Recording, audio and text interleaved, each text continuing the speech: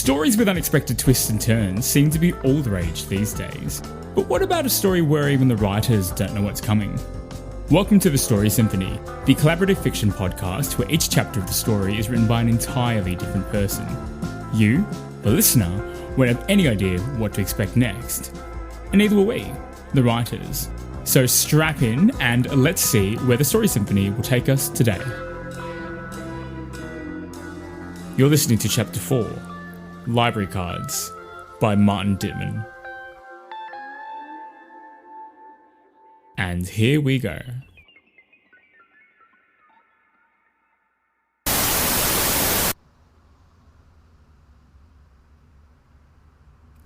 Kyle? Kyle, if that's you, I'm sorry. I didn't mean for this to happen. What do you mean you didn't mean for this to happen? 5, 9, 4, 6, 8, 7, 3. What is that? Vanessa, what is going on? I was still confused and not getting answers. Out of the corner of my eye, I suddenly noticed a beam of fluorescent blue-tinged light appear out of nowhere. I turned to look. It was hovering over the TV remote lying on top of a coffee table in the living area. A photo of me is coming out of the top, in the same blue light. It's a strange thing to come out of a remote, though I guess this is a fancy model. It's one of those huge new models, big Disney Flicks logo emblazoned on it. Not one, but 2 pull-out screens built in. It's fancy, even by Vanessa's standards. Vanessa, can you hear me? Because your remote sure can. The photo, and come to think of it, that string of numbers the machine read out seemed familiar. I'm wearing an absolutely hideous polo shirt that my aunt bought me one Christmas. She said I looked like a 1980s dictator on holiday in it, and that somehow amused her. I try and remember where I wore it to. That's my library card ID. I remember that day. I just wanted to borrow an old-fashioned cookbook, and for some reason they forced me to get a new library card in that shirt. Kyle Hazar, Inner North Regional Library Service, Greater Melbourne Geelong Libraries, Chief Librarian Joe Stevens. Avoided clearance and successfully archived. Today. To connect, turn page. Vanessa's picked up the book and turned the page, causing the whole book to light up in a faint fluorescent green. My photo hovering over the remote has gone green too. I position myself over her shoulder and look at the page. It looks like one of those console computers from the 80s, but on a page. Greyish-black background with a green sketch of my face. As I speak and move, my face and lips on the page move too. Vanessa, what is going on? As I speak, my words appear on the page in the same bright green in that kind of console-like font you'd expect. I'm sorry. You've been archived, Kyle. At least you've been archived. Without what I do, it would have been far worse. Vanessa, I want answers now. I really didn't want to drag you into any of this, but I guess you're here. Look, the firefighters, you could say, I know them. I invented their equipment. I thought they were a group of real firefighters. I mean, it's not like the city or anyone else does firefighting properly anymore. All these beautiful old buildings go up in flames all the time and nothing gets done about it. What? When the first attack happened, I knew that it was my stuff that caused it. I made a bunch of very high-powered flame suckers for them. Sounds crazy, but these things I can make literally suck out flames. But then they reverse-engineered it to cause them. They're much more powerful than regular flamethrowers. They can burn entire buildings to the ground within minutes. I couldn't track the firefighters down, so I tried to learn everything I could about them. I don't know what their motives are, but I can't rest knowing people are dying. This is all news to me. I don't understand why you didn't tell me any of this. But that still doesn't explain the fact that I am dead and still speaking to you in your house, Vanessa. These guys, they've been around for ages and ages and ages. But without my machine, it was small. A few mysterious arson incidents here and there every year. Sorry, Vanessa. Can we get to the part about me being a ghost? Sorry, but be patient. You want the facts? I'm giving them. After the first incident, I went to Al, our old family friend, the librarian at the Brunswick Library. He knows everything, I swear. Librarians, they're very resourceful people. Anyway, these firefighters, they burnt down the rare book section at the Geelong Waterfront Library a while back, and that really pissed off the librarians. They were really determined to bring those books back. They managed to build this machine which brought burnt books back as a kind of ghost form, an archive. But when they turned it on, it brought all these people back too, all these arson victims. I've been working with the library ever since. It's all a bit complex. Hi, Al. Oh, hi, Vanessa. You figured out your mystery? I did. It's Kyle. He's here. Oh, that's very good. That's good news. I'm glad he got archived successfully. Listen, I know it's probably pretty distressing, even though he is archived. Look, I just want to say we're here for you, all right? We're here to protect you. We need to get you to Sri Lanka, and not as an archive. Boats there aren't quick, and, well, neither is swimming. Yeah. Look, I need to get on a plane. Alive. We'll figure it out, Al. All right, cheerio. I still don't understand how they knew I was leaving the country, Kyle, or how important it was for me to go. You didn't even know how important it was, and you booked it for me. I had to send some pretty subtle hints for you to go ahead with it, but how did they know? Why didn't you just tell me the truth? Kyle, it was just hard, you know? But right now we need to figure out how they knew. No, I want some answers. And if I'm a ghost or an archive or whatever I am, then who knows, maybe they also have their own ghosts in your apartment as well, spying on you, if it can somehow bypass your remote detection thingy. Oh no! Vanessa, get out of here now! You're right. Sorry, Kyle. Vanessa sprints out the door before I can do anything more. The flames are getting closer to me and I put my hand out curiously. Nothing seems to happen physically, but I can feel the heat as my hand was burning.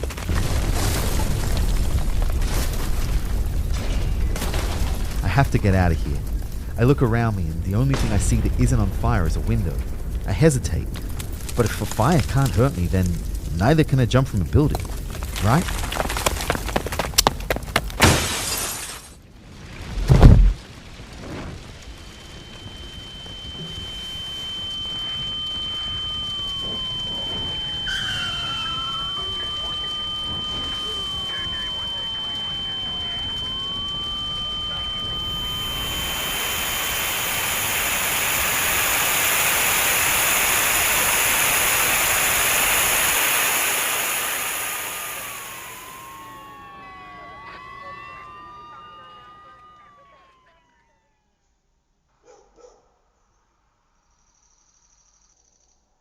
I woke up on the ground after what seemed like an eternity. My body ached, but nothing seemed broken. The firefighters, the real ones, had come and gone, and the building seemed mostly intact, a little charred, but surprisingly all right. I wonder if Vanessa had flame-sucking thingies built into the building or something. What would that even look like?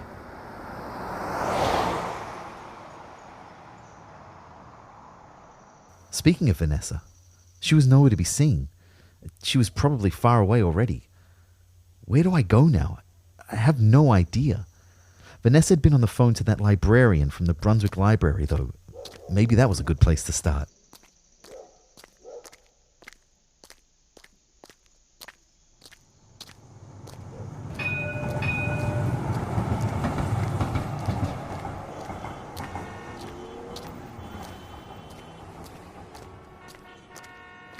Walking down the street, I come across the old Brunswick West car garage run by Katrina Apollo.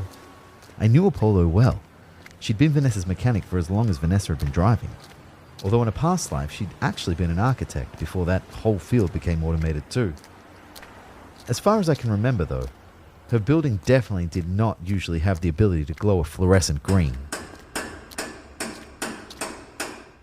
5, 9, 4, 6, 8, 7, 3.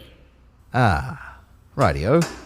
For what has been a very weird day, it has to be noted that the last hour or two have been particularly weird. So it made sense to me that my car mechanic was mixed up in all of this too. A really old station wagon from the 2010s, I think, was glowing the same blue as the remote, and my face was hovering over the whole car, although this time it was huge. Apollo came out from under the car. Ah, very interesting. Kyle Hazar. Inner North Regional Library Service, Greater Melbourne Geelong Libraries, Chief Librarian Joe Stevens. Avoided clearance and successfully archived. Today. To connect, indicate gesture. So Kyle, I see you've been caught up with your girlfriend's work too. Wow. Looks like even our mechanic knew about all this. But I didn't. For someone who's talking to a dead person, you don't seem particularly disturbed. You knew what Vanessa was doing. This time, the words and the sketch of my face appeared on the outside of the windshield. Knew? This was my work as much as hers. I helped her build all of these things. Near-field ghost detection. It's very useful. Sadly doesn't work over long distances. Yet. I have a suspicion that the firefighters may have found a way around the ghost detection. They might have reverse engineered it.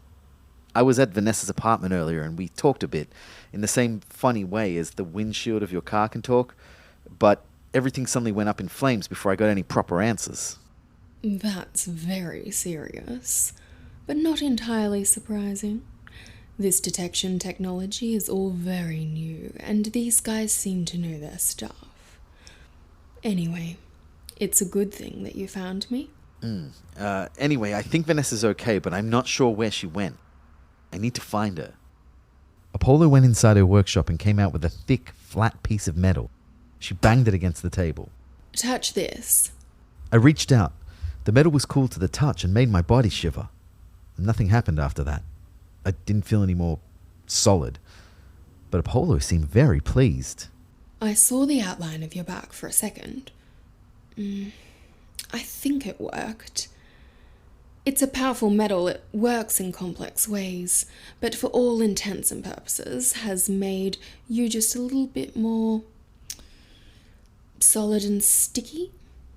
Why don't we go for a drive? Do you know where Vanessa would have gone? I have no idea, but earlier I heard her on the phone to someone who works at the Brunswick Library. Maybe that's a good place to start? Oh, that would have been Al. Yes, Al's a good man. He might be able to help you out.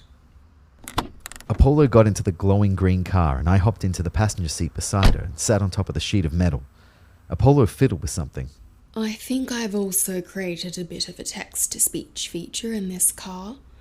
It will transmit what you're saying in your natural voice. Can you try saying something? Why not, I guess. It seemed to be working. This is fantastic. As the car started moving, I moved with it. Apollo looked thrilled. So, how did you get mixed up in all of this? Vanessa has been playing around in my shop since she was a little kid. Occasionally she would ask for my help, and so I learned about what she was doing. And of course she borrowed a lot of tools and materials from me. She was always so smart, so it was no surprise, to be honest. Brunswick whizzed past, a mix of traditional suburban residences and 2020s converted homes. Old semi-industrial buildings turned into houses.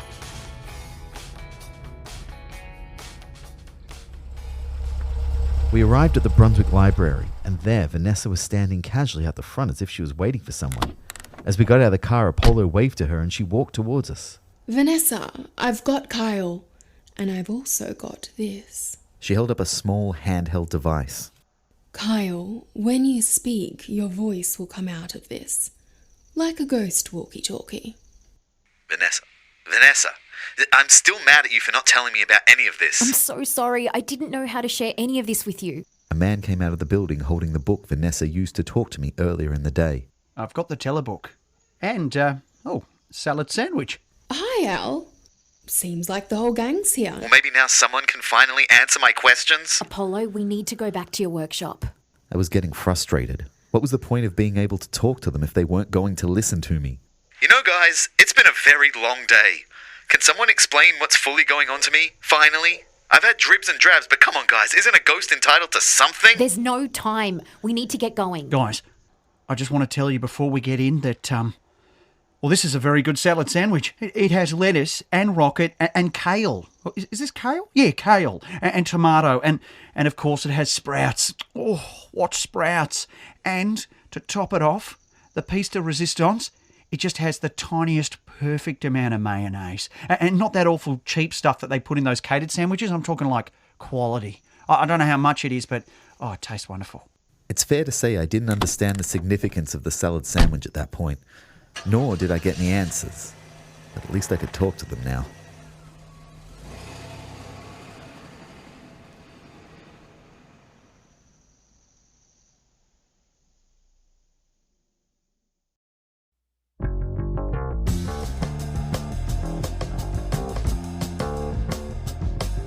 Today's chapter was written by Martin Ditmann, who trained to be a journalist, but somehow ended up as a supply planner in a chocolate factory in country Victoria. He lives in Melbourne and spends too much time reading about politics, media, and computers. When Martin was little, he probably read just about every young fantasy book published between 1997 and 2006. His favourite series from that time were probably the Septimus Heap series and the Charlie Bones series. He's also a big fan of Terry Pratchett's work. So who knows what's going to happen next? Well, we certainly don't, but I'm just as excited as you are to see where the next writer will take us. Follow us on Facebook, Instagram and Twitter at The Story Symphony to stay up to date with all the latest news and goss, and to let us know what you think about the story so far. Kyle was voiced by actor and comedian Angus Brown, who you can find on Twitter and Instagram at GusGusBrown or on Facebook at Angus Brown Comedy. Vanessa was voiced by actor Maddy Tyers, who you can find on Instagram and Twitter at Maddy Tyers. Katrina Apollo was voiced by actor Tess McKaige, who you can find on Instagram at Tess McKaige. Al was voiced by actor Jimmy James Eaton, who you can find on Instagram and Twitter at Jimmy James Eaton. And finally, thanks to Lian Meacco, the talented individual who created the artwork for this podcast. Follow her on Instagram at LianBakesThings. Until next time.